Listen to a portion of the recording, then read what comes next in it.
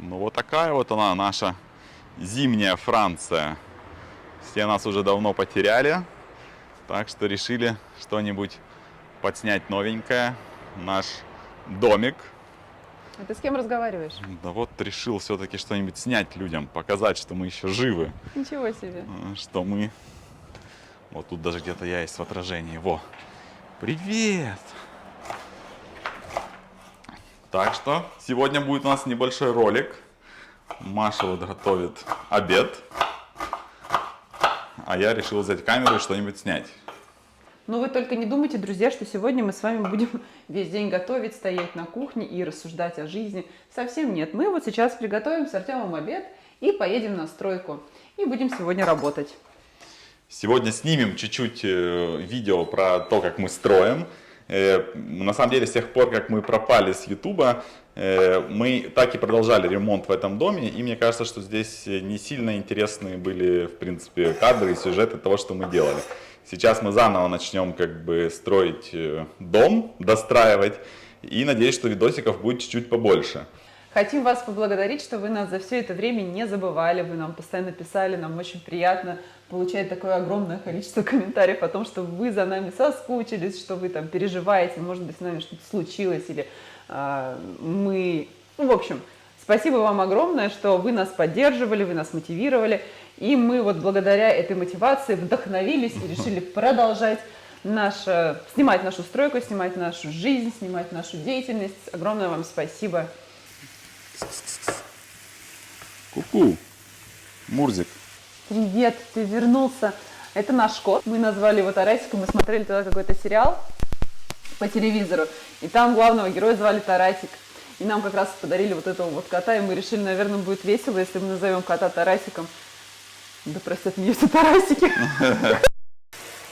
У нас даже были письма на наш почтовый ящик. Мы, кстати, редко отвечаем на письма, которые приходят туда, потому что там очень много спама. И иногда туда заходишь, там просто тысячи писем, и найти там среди этого всего, кто нам написал, не всегда как бы удается. Но я видел пару писем, там, где люди писали, куда пропали блогеры, почему вы ничего не снимаете. Тут надо не забывать, что съемка роликов на YouTube — это как бы не основной вид нашей деятельности. Мы как бы начинали все это делать во времена ковида, и тогда действительно как-то было скучно, да? Ну да. Хотелось как-то разнообразить жизнь, когда мы сидели и не могли никуда выйти. Вот, и мы тогда начали снимать. Сейчас, конечно, мы уже отвлеклись. А когда на Ютубе не снимаешь ролики там типа неделю, месяц, 2 месяца, то потом начать снимать заново, это прям вообще непросто. Я уже пару раз брал камеру, телефон, хотел бы что-нибудь записать, но как бы не получается, что ли, нету какого-то вот такого настроя, а потом же еще нужно это все смонтировать. А когда у нас 3 детей дома и вот этот вот все, что здесь в Шанхае происходит, не особо есть времени, чтобы это делать. Но сейчас все равно, сейчас дети стали постарше, мы им уже, наверное, уделяем поменьше внимания. Вот, поэтому, наверное, все-таки можно выбрать какие-то минуты, когда сесть, сделать какой-нибудь ролик, чтобы показать хотя бы основные этапы. Но следует сказать, что мы что вы ничего не пропустили. Мы тоже. Да, потому что сейчас как бы все работы, которые мы будем делать, они как бы дорогостоящие. К примеру, там вот установка септика, мы летом занимались септиком, это там где-то около 10 тысяч евро. То есть, естественно, выполнив такую работу, к примеру, там за неделю, потом мы дальше собираем деньги, как бы, и нет возможности быстро что-то дальше делать. Там, к примеру, вот сейчас надо будет устанавливать нам тепловой насос. Это опять минимум там 5-6 тысяч евро. Ну и потом, в принципе, из такого дорогостоящего уже ничего такого не будет. Там, в принципе, все поэтапно, гипсокартон, шпатлевка, это, в принципе, не такие большие деньги. Вот. Так что, как всегда, одна часть это то, что нам было лень снимать, вторая часть это то, что нам, может быть, чуть-чуть нас кто-то отвлекал, нам мешали. Ну и основная, конечно, это финансы, как бы нет возможности гнать стройку вот такими темпами, как это было изначально, потому что изначально, в принципе, затраты были же не сильно большие. Мы там, грубо говоря, потратили 1005 евро, когда мы купили все эти кирпичи, бетономешалку. И, в принципе, каждый день что-то происходило, поэтому как бы и роликов было много. Сейчас, конечно, это уже все чуть-чуть как-то снизилась скорость строительства, но сейчас мы Будем делать внутреннюю отделку первого этажа, будем делать электрику, будем делать простенки. Вот. И будем, конечно, стараться почаще что-нибудь снимать. И, как говорится, все основные этапы, потому что я знаю, что есть люди, которые так же, как мы, уже начали что-то реставрировать, что-то строить. Появились у нас уже некоторые последователи, которые тоже делают, ну, может, не так, как мы, кто-то делает чужими руками, ну, так скажем, нанимая строителей, но люди тоже этим занимаются. И были комментарии, где писали тоже люди, что а как же с септиком, а какой септик вы установили, а какой тепловой насос вы поставили, а как вы закончили, как происходила приемка дома. Это еще все, друзья, далеко впереди. Этого еще ничего не было, поэтому как бы и роликов нету. Наверное, даже потом сделаем какой-нибудь отдельный плейлист, когда закончим, чтобы там были только вот эти вот основные этапы, ну и самое главное документы, потому что в основном все равно всех интересует, как оформить документы. Там даже где-то в комментариях под какими-то роликами есть люди, которые занимаются оформлением документов, русскоязычные. И как бы, наверное, к ним можно обратиться. Я не знаю, кто это как бы не реклама, это просто я видел, но как бы удалять не стал. Думаю, может, нам самим пригодится. Да, мало может нам пригодится, может еще кому-то пригодится. Вот, поэтому пусть такой контакт будет. Также много комментариев у нас еще по поводу ремонта Audi. Audi? Что такое Audi? И мы ее уже давно продали, и я уже, честно говоря, не сильно помню, там, как я что делал. Я иногда сам пересматриваю, и не верится, что такое было. Вот, поэтому как бы здесь помочь я тоже не особо могу. Как бы что я делал, мне кажется, там все есть на ролике. Дополнительно как бы там добавить что-то трудно. Вообще сегодняшний ролик можно так и назвать, если вы помните, потому что мы сегодня много чего вспомним, что мы делали раньше, напомним вам, какой наш дом, что у нас там есть, покажем, что мы сделали, ну и чуть-чуть поработаем. Да, сегодня поедем, сегодня продолжим ложить простенки, мы уже начали, но из-за того, что блоки очень тонкие, они не совсем ровные, не получается ложить, ну так, по многу, скажем, то есть мы делаем 2 ряда, на следующий день еще 2 ряда, потом еще 2 ряда, а потом у нас, как обычно, турнир. Мы, на самом деле, очень много времени тратим на шахматы. Сейчас мы даже возглавили клуб, можно так сказать. Директорский состав. Да, то есть у нас ушел наш старый президент клуба и разделил обязанности между самыми, так скажем, активными членами клуба. У нас там теперь есть отдельно президент, отдельно бухгалтер, отдельный, так сказать, спортивный директор. И отдельно мы. Да, вот я как бы вожу команды по турнирам, составляю все вот эти вот листы матчей и так далее. В общем, там тоже мы тратим очень много времени, дети очень много играют, дети участвуют, дети уже отобрались опять на чемпионат Франции. В середине апреля мы поедем в Ажан, снова будем биться с лучшими, посмотрим, что у нас из этого получится. Только, дорогие друзья, вы, пожалуйста, не думайте, что мы все это время ничего не делали. Мы очень много работали и доделали полностью наш дом, вот этот вот дом. Итак, проект Ракур можно считать закрытым. Мы все здесь сделали, можно идти дальше. И мы, кстати, не только закончили как бы, ну, ремонт, полностью дом, мы даже сделали уже все необходимые экспертизы для того, чтобы дом либо сдать, либо продать. Мы пригласили уже риэлтора, он приходил, он нам сделал оценку дома, оценку, сколько будет стоить его сдавать. В общем, пока мы думаем, решаем, что нам больше интересно, либо сдача, либо продажа. Но факт в том, что все, что хотели вроде по этому дому, все закончили. Поэтому, наверное, тоже чуть позже снимем ролик про то, как все получилось. Тоже были комментарии, когда люди говорят, показали, как купили, а типа как отремонтировали, не показали. Но я уже рассказывал раньше, что мы делали изначально такой ремонт очень простой, просто для того, чтобы в дом заехать. И сейчас, конечно, мы все сделали, но это не супер какой-то ремонт, но это уже, скажем, такой чистовой. Мы все стенки утеплили, потому что изначально мы не утепляли стены на 2-м этаже. Сейчас мы уже все утеплили, все гипсокартоном зашили, покрасили. Ролики про то, как мы делали стенки на 2-м этаже, на чердаке, они у нас есть, их можно посмотреть. Вообще, самое сложное в ремонте всего этого дома, это то, что он был очень старый и, честно говоря, чуток надоелось возить вот с этим вот старьем. Потому что мало того, что тебе нужно сломать, тебе это нужно куда-то вывести, а вывести мусор во Франции это не так просто. Нужно это все везти на свалку. То есть, в принципе, мы здесь, в этом доме, чуть-чуть, конечно, подустали. Даже сейчас, когда мы выравнивали вот эти все стены, делали этот кошмарный чердак, эту лестницу, которая сложно назвать лестницей, которая просто как такой настил был наверх. Но хорошо, что, в принципе, все получилось, все доделали. В принципе, как мы это все себе представляли, так все и вышло. Вот. Я думаю, что следующий ролик, который выйдет, это как раз будет ролик про то, как мы здесь все доделали, про необходимые бумажки для того, чтобы продать дом, какие нужно сделать экспертизы, сколько это стоит. Все это тоже покажем. Так, сейчас подкинем дровишку, и можно будет ехать на стройку. Как видите, мы активно топимся дровами в этом году. Поначалу мы к этому относились как-то так с юмором, что типа поставим камин, но может быть иногда там воспользуемся. И... То сейчас, в принципе, понимаем, что нам даже нравится какое-то тепло от камина в доме, оно какое-то такое сухое как-то, я бы сказал, уют какой-то создает зимой камин. Мне кажется, в начале сезона я даже как-то обрадовался, что ура, стало холодно, можно растопить камин. Вот.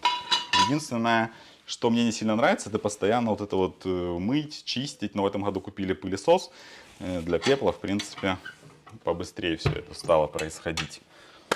Поехали. Собираемся ехать на стройку. Сейчас покажем, какие у нас изменения произошли там. Если они вообще произошли. Вот и посмотрим. Поехали. Так, на сегодня нам с тобой понадобится, чтобы вы угадали, что мы будем делать, нам понадобится малка, нам понадобятся мастерочки и ведро. Go.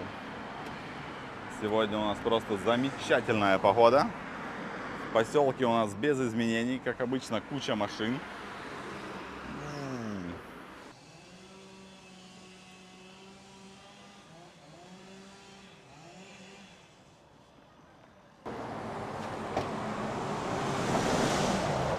Здесь пока еще коренным образом ничего не изменилось, друзья. Мы все так же возим стройматериалы на стройку. И нам все так же ничего не слышно из этих фур, машин и так далее.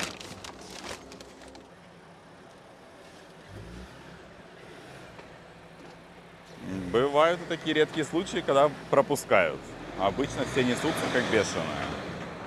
Вот такая вот сегодня красота за окном. Когда солнышко светит, даже жить веселее, да? Да.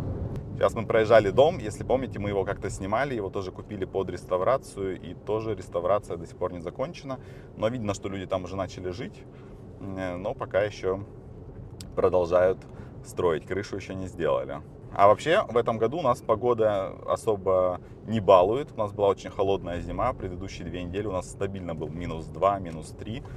И это прям вот впервые за все время, что мы здесь живем, такие были морозы. Хорошо, что мы запаслись дровами в этом году.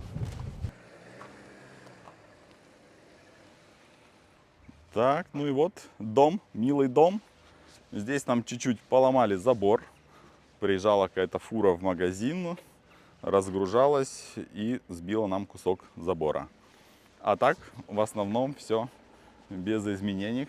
Вот он наш домик симпатичный. И вот оно место, где мы установили септик. Еще у нас осталась вот большая куча земли, которую нужно будет распланировать. Но и септик мы еще не докопали до колодца, куда мы хотим сливать воду. Кто помнит, здесь у нас подключение воды. Основной счетчик, как обычно все счетчики стоят на улице. Вот, а здесь у нас раньше был кран, который мы убрали и завели обычной пластиковой трубой воду в дом. Тут у нас как раз по соседству продается домик неплохой. Он достаточно большой, где-то квадратов 200. Мы нашли объявление о его продаже на нашем любимом сайте Любомква. Вот. И на самом деле были бы деньги, можно было бы его приобрести, отреставрировать, потому что он действительно классный. Раньше, насколько мы понимаем, здесь был ресторан. Вот, и внутри У них очень большая кухня, у них очень большие там просторы, помещения. Внутри, на самом деле, все очень здорово сделано, и если бы, скажем, финансы позволяли, можно было бы инвестировать вот в это вот. Как раз по соседству удобно, там ты живешь, здесь ты работаешь, там, и при буйстве фантазии можно было бы тут продать, сюда переехать, потому что тут действительно огромный дом с хорошей территорией, и можно прям здорово сделать. А тут мы все никак не соберемся с силами, чтобы сломать эти ворота, старый заезд на участок. Но пока у нас там еще и чуть-чуть хлама лежит, поэтому мы с этим делом особо не торопимся. Кто-то в начале стройки написал: ребята, у вас будет долгострой, вот, и прочее. Ну, получилось действительно долго, до сих пор получается, но зато, ребята, это наша жизнь, этим мы живем, и нам это нравится. Ну, пошли. Тут все, заходи и живи. Вот так вот выглядит ввод воды в дом. Здесь я ей еще пока не занимался, просто зашла труба с краном. Ну а здесь мы начали отделять уже туалет, комнату. Сейчас будем продолжать ложить наши кирпичики. Также из новостей это то, что нам отключили свет. Если кто помнит, у нас было пробное, не пробное, а временное подключение света для стройки, но уже как бы все сроки вышли. И они отключили, сказали, если вы хотите, вы можете подключиться заново. Но думая о том, что это подключение стоит 200 евро, мы решили просто купить инструменты на аккумуляторе. И сейчас будем продолжать так. Вообще, что касается света, это, наверное, следующий такой серьезный этап, который предстоит. Нам нужно будет сделать подключение уже как бы самого дома, а для этого нужно получить бумажку, которая как называется? Консуэль. Которая называется консуэль. То есть нужно получить сертификат на то, что в доме электрика сделана правильно. Нужно вызвать специалиста, который проведет экспертизу, ее подпишет, и после этого как бы дом должны без проблем подключить. Но это, как говорится, уже будет следующий этап. Но в принципе из такого сложного, что остается, это вот остается именно подключение света, потому что как бы вода есть, канализация есть, остается как бы свет, ну и накрутить гипсокартон. Перейдя на автономность, на свет все равно нужен. Мы вот приобрели, фонарик, фонарик, который нам дает, в принципе, возможность работать в более-менее тусклом помещении. Так, как мы тут вешаем-то, господи? Ну, сегодня, когда у нас на улице солнечно, в принципе, как бы света хватает. Вообще, эти простеночные кирпичи мы купили уже очень давно, и я тогда еще не сильно в этой керамике разбирался. И я когда, хотя когда мы покупали, я заказывал, чтобы кирпичи были Паратерм такой же фирмы, как и внешние стены дома. Но их что-то не было в наличии, это вообще не популярный, так скажем, товар, все простенки делают из гипсокартона. И они мне предложили вот эти, это, по-моему, фирма Bauer. Ну и как оказалось, кирпичи вообще даже очень не очень. Во-первых, у них нет торцов, вот такие вот дыры. И, в принципе, они кривоваты, и как бы не очень легко их ложить, приходится чуть ли не каждый камушек клинышками выравнивать. Но деваться некуда, у нас их 100 штук, поэтому мы решили побыстрее их использовать. На первом этаже разделим санузел и комнату. Вот. Не спеша, по 2-3 ряда в день, но все равно нужно их выложить. А еще минус в том, что мы продали свою пилу, которой мы пилили эти кирпичи, и теперь приходится мучиться болгаркой, молоточком, чтобы выпиливать эти камушки. Стараемся ложить так, чтобы было как можно меньше подрезки. Немного странным выглядит то, что мы уже установили дверные коробки, не сделав стены. Но это тоже из-за того, что эти кирпичи какие-то неважные. Я решил сразу поставить двери и уже по ним выложить, чтобы все было ровно. Уже можно в туалетике и закрыться, да? Ку-ку.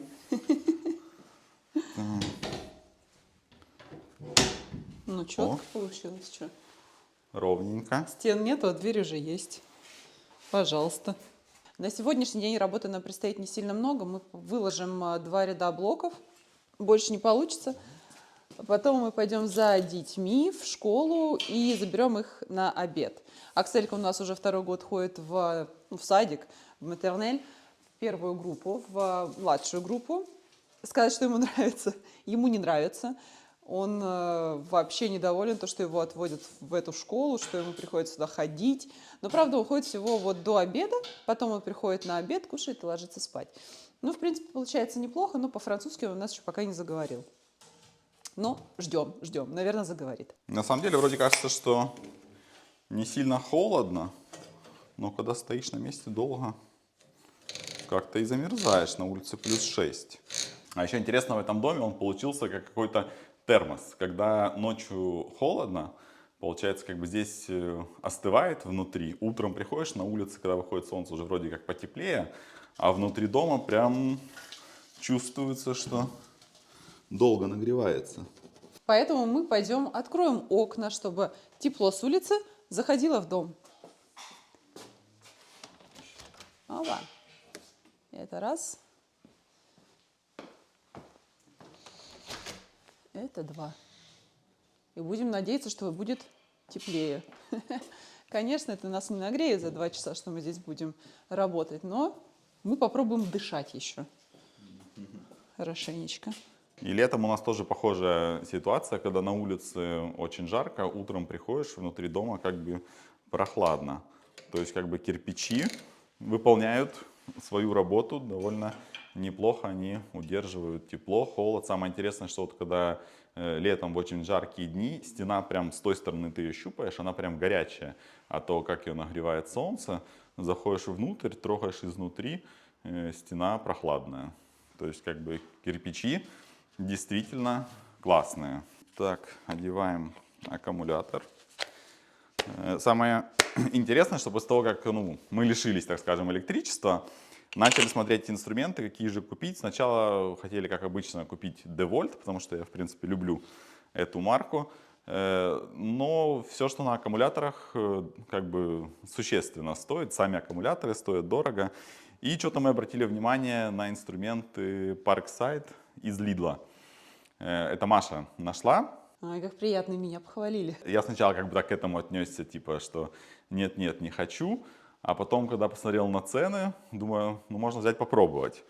И вот, в принципе, я доволен. Я сейчас купил, в принципе, полный набор. И перфоратор, и пилу, и болгарку. Ну, пока все работает. Самое интересное, что эти инструменты, они еще типа умные.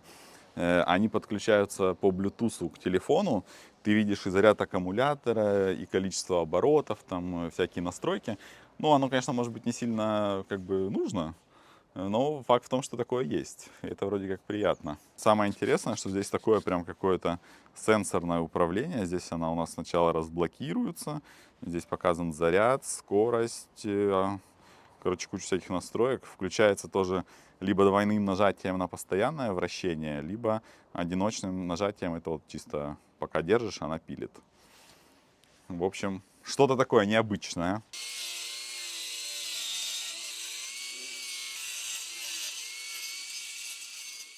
Ну, естественно, у нас пила, она не пропиливает до конца, поэтому потом приходится чуть-чуть воспользоваться народными средствами, чтобы разломать этот камень.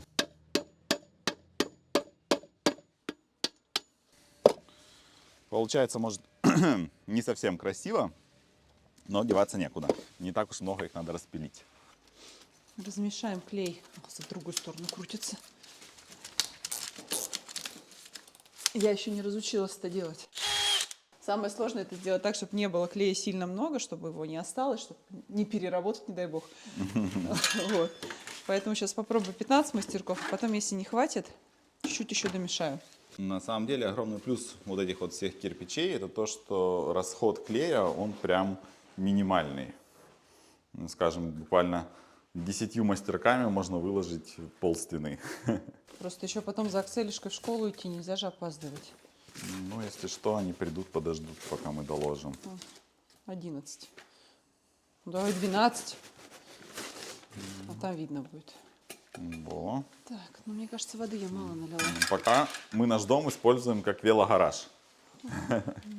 Дети здесь складируют свои велосипеды. Потому что у нас в школе бывает такое, что проводятся велозанятия. То есть дети на велосипедах должны приехать в школу, туда приезжает инструктор, они там расставляют дорожные знаки, учатся ездить, потом у них есть езда по городу. езда за городом.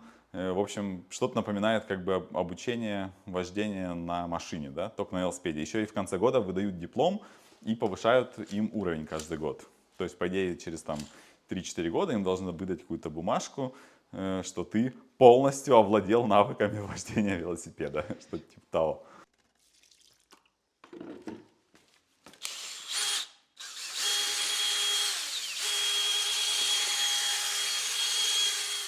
Уже пора лестницу привозить. Лей готов, можно начинать класть, да? Да. Давай, я, наверное, все намажу, да, вот это вот? Ну да. Или мы камни с тобой отдельно мажем? Что делать? Что хочешь, Маш? Хочешь тут Маш, хочешь камни. Давай. Маш, да Маш здесь линию Маш и сразу целую, потом поставим камни. Ладно. Покладем. Потому что мне там в комментариях понаписали уже кучу, что я все время говорю ложить, ложить, ложить. Говорит, нет такого слова, так что будем говорить класть. Накладем на славу сейчас. Вот рука мастера. Ага. Кого там? Вообще, это первый раз, когда мы так ложим кирпичи с уже установленной дверью. Know-how. Я надеюсь, что мы как бы положим, и не хочется сверху вот эту заливать перемычку. Хочется так положить, чтобы сразу, так сказать. Но самое неудобное в этом всем — это мазать вот эти торцы. Вообще, честно говоря, непонятно, как это делать. Мы пробовали нашей старой тележкой, но тоже не особо получается. Оно изначально казалось, что сейчас первый ряд хорошо поставим, и потом будут прям как кубики лего это все дело складываться. Но, оказывается, нет. Не, на самом деле мы здесь решили класть стены из кирпича, потому что здесь у нас будет, как французы говорят, душ à l'italienne, то есть как бы душевой такой угол. Ну и как бы гипсокартон в душе мне не сильно нравится. То есть если там еще где-то в спальнях можно делать простенки из гипсокартона, то все-таки в санузлах я больше люблю, когда кругом кирпич. Более долговечно, мне кажется. И, кстати, про долговечность. У меня есть друг детства, так скажем, который сейчас живет в Канаде. Он тоже там занимается ремонтами, строительством. И вот у него как раз на канале есть ролики, он сейчас показывает, как они переделывают душевую, ну, в относительно новом доме. Там этот душ прослужил буквально там лет, не знаю, сколько там он говорит, лет 5. Вот, и уже вода везде попротекала, все потрескалось между швов гипсокартона и потекла, короче, этажом ниже. Ссылку, кстати, на канал оставлю внизу. Кому интересно, зайдите, посмотрите, как в Канаде строят. Но когда-нибудь мы обязательно достроим этот дом и переедем сюда. Вот, совсем скоро, наверное. Мы что-то так давно не снимали, что сегодня, по-моему, больше разговариваем, чем работаем. Так. Ну, перемычку в следующем ряду сделаем. И опа! Да. Вообще, ложить стены — это мое самое любимое занятие. Ты сразу видишь результат, да? Ты сразу там положил там несколько кирпичиков, вроде как не сильно много, а результат вот налицо. Вот. На самом деле мы за такое длительное время соскучились по работе, по стройке, каким-то масштабным проектам, потому что мы все это время, в принципе, делали какую-то не мелкую работу, а какую-то вот такую вот на месте ковыряешься, ты там шпатлюешь, что я устала держать его. Шпатлюешь, красишь, то есть это какой-то кропотливый мелкий труд, результата особо не видно, а ты весь день на это тратишь. И вот да, вот по чему-то глобальному уже и соскучились, да?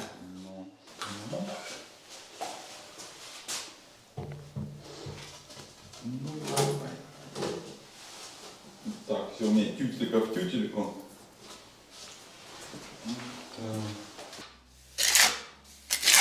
Бля, ты уже на что-то стала, да? Да, ну я же маленькая, а уже становится высоко. Уже высоко. Я пока еще вроде достаю.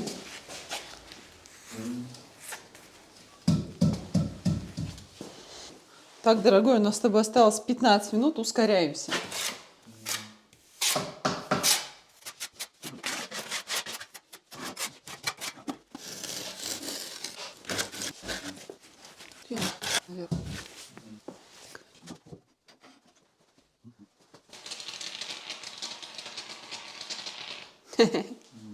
Все, да? А вот у меня еще здесь намазано на один камешек.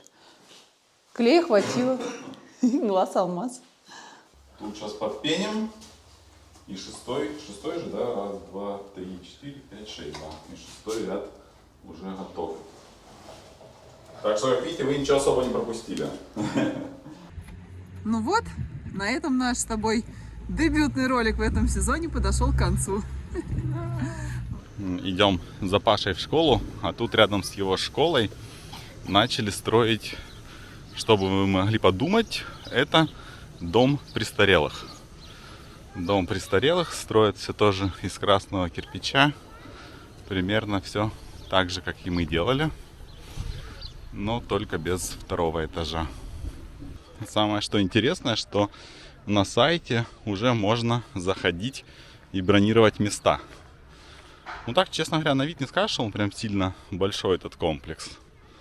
Но, видимо, в нашем районе больше и не нужен.